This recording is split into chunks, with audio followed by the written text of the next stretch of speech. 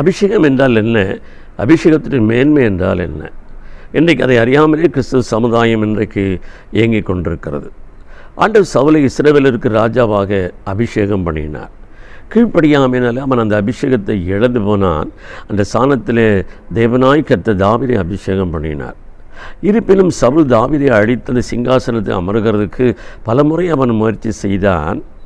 இறுதியில் சவுலை அழிக்க முடியாத ஒரு சந்தர்ப்பம் தாவீதுக்கு கிடைத்தது. அப்போது தாவீது சொன்ன ஒரு காரியம், கர்த்தரால் அபிஷேகம் பண்ணப்பட்ட ஒரு மேலின் கையை போடுதல் என்று சொல்லி. பிரியமானவர்களே, சவுல் அபிஷேகம் பெற்றிருந்த காலம் வேறு, இழந்து போன காலம் வேறு.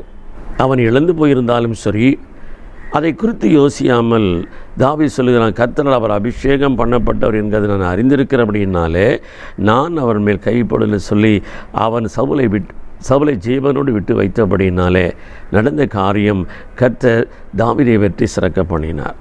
சவுலினாலும் தாவீதை மேற்கொள்ள முடியவில்லை. மற்ற எந்த ராஜாக்களினாலும் தாவீதை மேற்கொள்ளாதபடிக்கு ஒரு வெற்றி வீரனாக கர்த்தர் அவனை நடத்தினார் என்று பார்க்கிறோம். நாம் பெற்ற அபிஷேகத்தை காத்துக்கொள்ளும். பிறருக்குள் அந்த அபிஷேகம் இருந்து அந்த அபிஷேகத்தினுடைய விலகி இருந்தாலும் அவளுக்காக நாம் ஜெபிப்போம். கர்த்தர் மகிமைப்படுவாராக. ஆமென்.